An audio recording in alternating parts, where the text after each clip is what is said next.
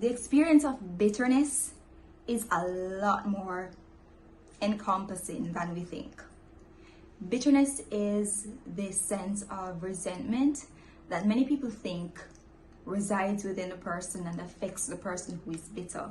But bitterness actually transcends beyond the individual, affecting their emotional well-being as well as their relationships. So I have been the bitter queen myself, and I have renounced that, and I'm going to give you 5 tips for overcoming bitterness.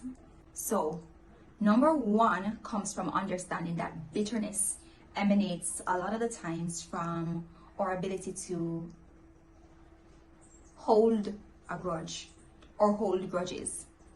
And one of the first steps to overcoming bitterness associated with that is to abandon the I would never effect. What do I mean by the I would never effect?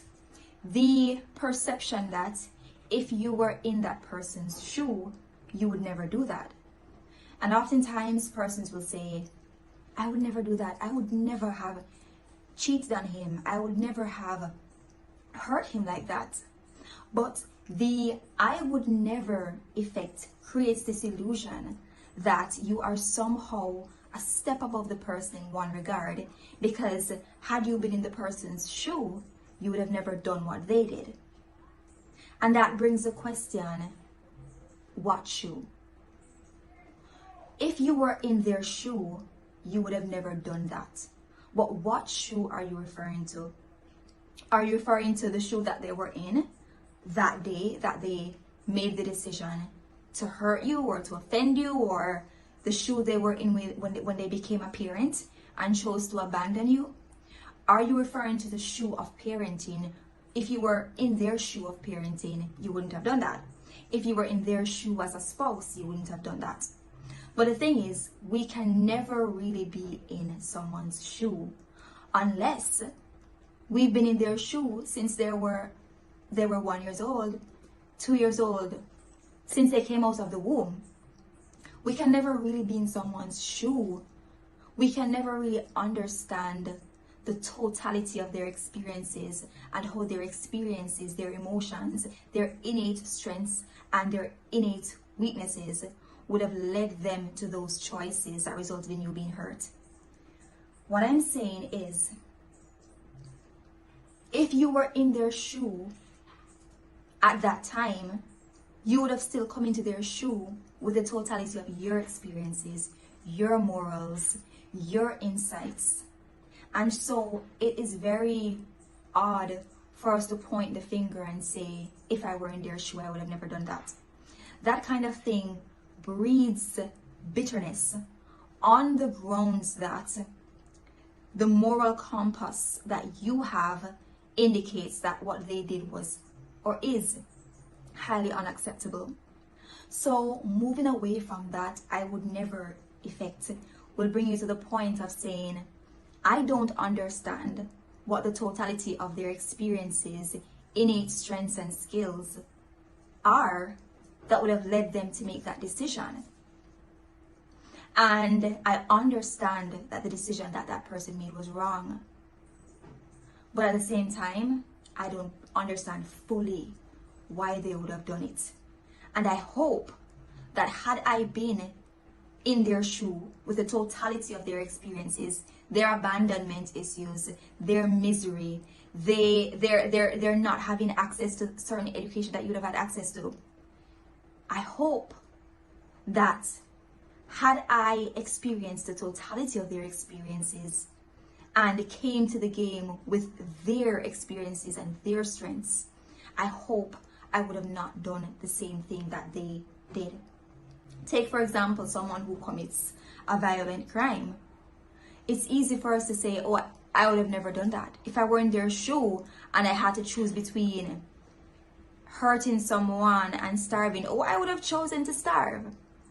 But did you have the totality of their experiences where they were perhaps trained that you have to be ruthless to survive in this game? Would you have experienced everything that that person experienced? And would you be able to make a different decision from the decision that they made had you been totally in their shoe? So, action 2 for overcoming bitterness is choosing to say, I am whole, without an apology, without any recompense, or without any show of remorse. It helps us to really set the happiness, freedom requirements really low. If you think about it, bitterness is like a cage, and you are the person who is being held captive. So why would you set a bail and make that bail payable only by the person who is responsible for your pain? If it is that you need an apology, you need some show of remorse, or you need some external factor for your bail to be paid, your bail is too high. Choose to say, I am whole, or I will start the process to be whole before I get an apology, before I get any show of remorse. Even if I never get that, I choose to be whole. And that is step number 2 for overcoming bitterness. My third tip for overcoming bitterness is something that I personally love because it is very empowering. And it stems from the fact that we carry bliss. We carry bliss. And in the same way that we carry bliss, we carry bitterness.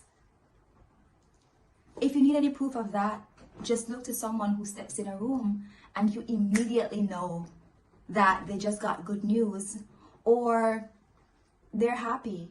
Something happened. Maybe they've had some marital bliss, or they had some marital bliss yesterday or last night. Sometimes people walk into a room and they carry the bliss with them. Why do we think it's any different for bitterness? You are personally affecting the room. Sometimes when persons carry bitterness, it can be so heavy that they zap the life out of the room. They carry the heaviness in the room. They carry the snappy attitude with them. They carry the anger. They carry the resentment with their next partner, with the next teacher, with the next person who looks like the person who offended you. And we see this happening with children who look like the abusive parent, where the abused parent has a difficulty relating to the child who looks like the abusive parent. But it goes beyond that. It goes to the workplace, it goes to church, it goes everywhere with you, in that you are carrying the bitterness and you are affecting the room. And the person who is carrying the bliss, they might not know that you can look at them and tell that they're glowing. You might say, young man, you're glowing today. And he might say, I didn't know that. Or you might say, yeah, you look different. There's something different about you. And they might not even be aware of how their bliss changes the atmosphere and how it comes across. In the same way, we might not be aware of how our bitterness or how our unforgiveness is affecting the room that we walk in. And I guarantee you, persons are more likely to come up to you and say, hey, you're glowing today, than they are to come up to you and say, hey, you look bitter today. You look bitter today and you're carrying this bitterness in the room. And since they won't tell you, I will tell you. One of the biggest reasons that I found to release bitterness is the fact that I carry it in the room with me. It affects how you grace the world. And if you're going to choose how you grace the world, choose to make a very positive impact on the room and on those around you. Tip number 4 for overcoming bitterness. Be as good to yourself as you would want to be to others. Perhaps I should have made this tip number 3, but I'm going to stick with it being tip number 4. In the same way that you carry bitterness into the room, bitterness can be felt, resentment can be felt, the negativity can be felt by those around you. And so that bitterness becomes this very heavy load that you take around others. And around others is not the only place that this bitterness gets to spread its wings. It doesn't just get to spread its wings at school, in your vehicle when you're carrying a friend, at the supermarket, around your family. It gets to spread its bitterness right inside of you. So you are the number one room that bitterness gets to have its way with. And you begin to change, you begin to do things differently. Some persons might say, after experiencing bitterness and resentments, their attitudes might change and they might begin to say, oh, that's just who I am. That's just me. That's just who I am. No.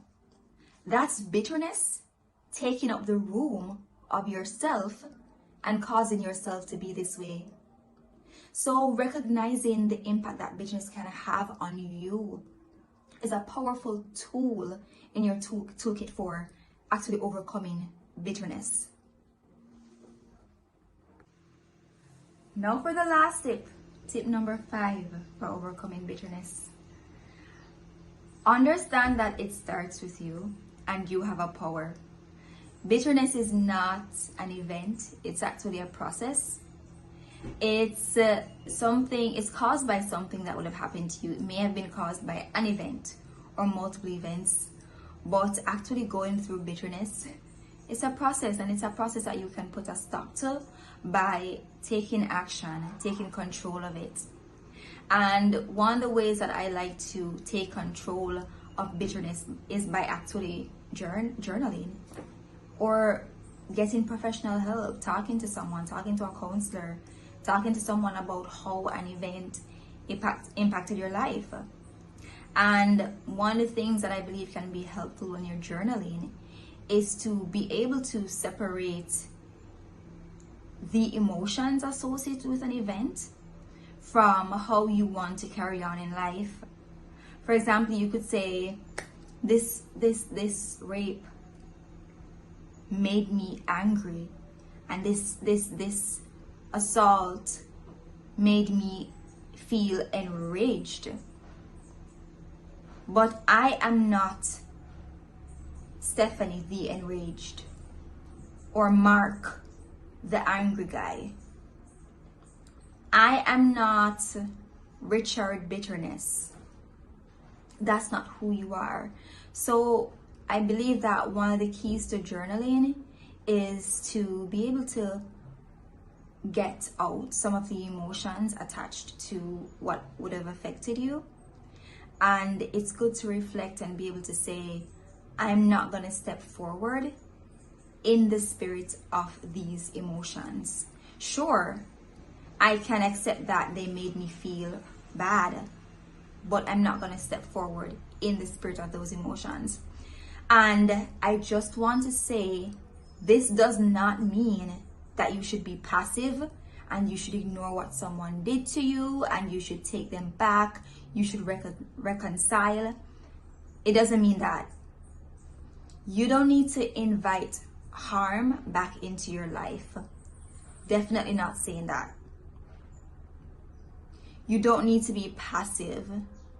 In fact, you can abandon those emotions in a very positive way, in that you can accept the offender's culpability. You can accept their moral culpability. You can accept that they were wrong. You can set boundaries for your life.